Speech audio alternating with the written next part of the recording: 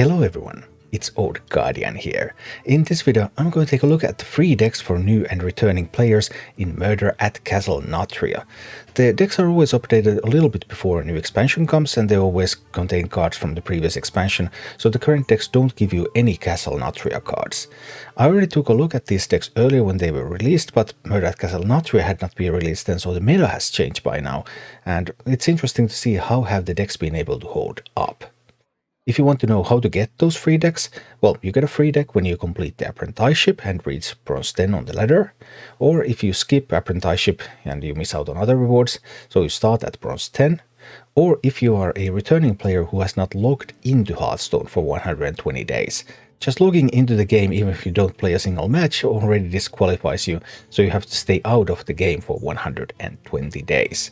At beginning with Murder at Castle Nathria, these decks are now available multiple times, so if you have quit Hearthstone multiple times, you can still get a deck.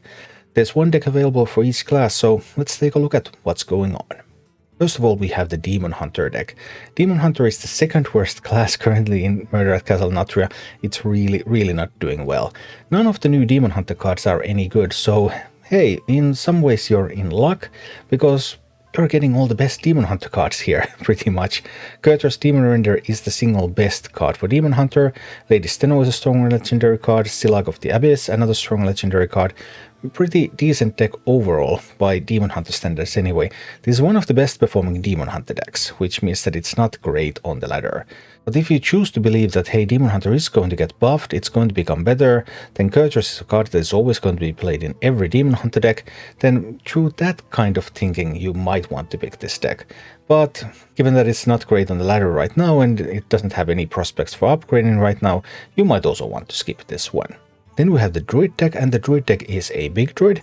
It's a ramp Druid with Vandar Stonebike discounting big minions. It has Wildheart Guff in it. Then it has some old-fashioned win conditions with Kazakusan especially. If you played for the Dragons this game, craft a custom Deck of Treasures, no one uses that card anymore because you just use Sire Denatrius. On the other hand, Sire Denatrius is free, so you could just remove Kazakusan from the deck and put in Sire Denatrius and see what happens.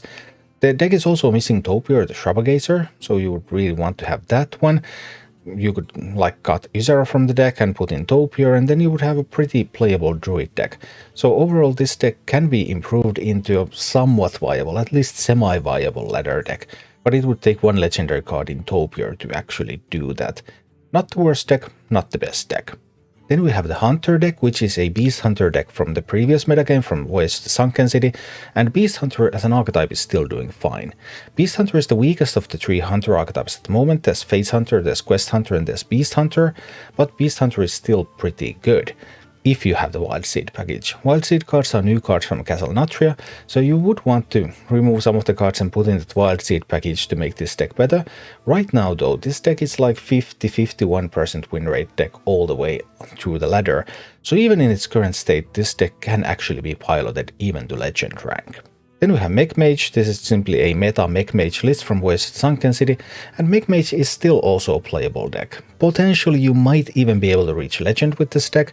The downside is that Mage kind of is a dead end, because Mage was the thing from Sunken City. Mage doesn't get any new support, so you don't really have any direction where you want to upgrade this deck into. You just play with it, and yeah, if you enjoy it, okay, that's fine. And the same kind of applies to Mech Paladin. This is a meta Mech Paladin deck from Sunken City. Again, Mech Paladin is not getting any new support. You're not getting anything new for this deck. You would have to rebuild the deck entirely in order to build some other Paladin deck. You can't just upgrade this thing to anything. But you do get Lightforged Cariel and you do get the Leviathan in this deck. And both of these cards are played in pretty much all Paladin decks. So those are very strong cards. So this does give you some building blocks for building better Paladin decks. Paladin as a class is not doing very well at the moment. Mech Paladin is one of the strongest Paladin decks at the moment. Potentially maybe could even reach Legend rank with this one. Definitely a playable deck in lower ranks, but not one of the top tier decks. Then we have Priest, and Naga Priest is actually doing really well at the moment. But this Naga Priest list is not, because this one is missing all of the good additions that Naga Priest got in Castle Nathria, such as Cathedral of Atonement and Boon of the Ascended. You really want those cards in your deck. On the other hand, this does give you Serpent Wigs, it gives you Priestess Valishi, it gives you all the other tools that you need if you want to play Naga Priest. It just isn't very good as such, but it can be upgraded into a formidable deck. The Rogue deck is a Thief Rogue. Rogue is not doing too well in Castle Nathria, and well, you get Master of the Masquerade, you get Shadowcrafter's Scabs, so you get some pieces that Rogue might use or might not use, depending on what's going to happen in balance patches, how are they going to improve Rogue. So overall, very risky choice. The Shaman deck is a Murloc Shaman, again one of these Voyage to the Sunken City archetypes. Murloc Shaman is not getting any new support, so if you want to upgrade your deck, you really can't upgrade, you just have to tear this apart and build something completely different. On the other hand, Control Shaman is doing very well, and Control Shaman is using some of the Murloc package, and is using Brukan of the Elements, so you can get some of these pieces and build a Control Shaman deck for yourself. The Warlock deck, also one of these package decks from Voyage to the Sunken City. It's a Murloc Warlock deck. No upgrades are possible for this kind of archetype, and for this one you actually don't even get that many cards that you can put into any kinds of other decks. It's a playable deck at the moment, around 50% win rate, so you can take this on the ladder and play with it, but you can't really use this for anything else. Then there's the Warrior deck, and Warrior is currently the weakest class in Castle Nathria, and this is, funnily enough, this is the meta Quest Warrior deck, and this is the best performing Warrior deck in the game, which isn't much because Warrior is not very good. But anyway, it's also one of these package decks. There's nothing in sight that would improve this, so you just play with it and that's it, if you like to play with this kind of deck. So overall, these decks are average versions of meta decks from Sunken City.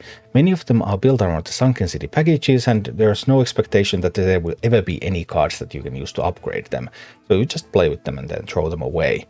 There are several decks that can have some success, especially on low ranks: Hunter, Mage, Paladin, Shaman, Warlock.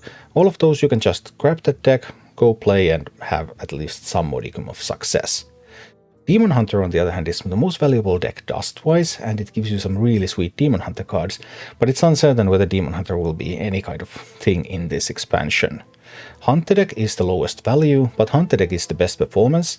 If you have any Wild Seed cards, you can upgrade it and it will become really good, and already in its current state it's possible, through Perseverance, to play it all the way to Legend. Hunter deck and the Priest deck are the easiest ones to upgrade, and Priest, even though the list as such is not very good, but with proper upgrades, Priest can actually be very strong.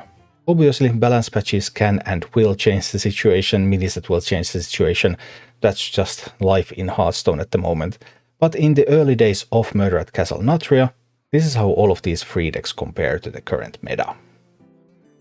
Thank you for watching. Click like and subscribe if you enjoyed this, and a special thanks to all of my Patreon supporters, YouTube members and Twitch subscribers who make all of these videos possible.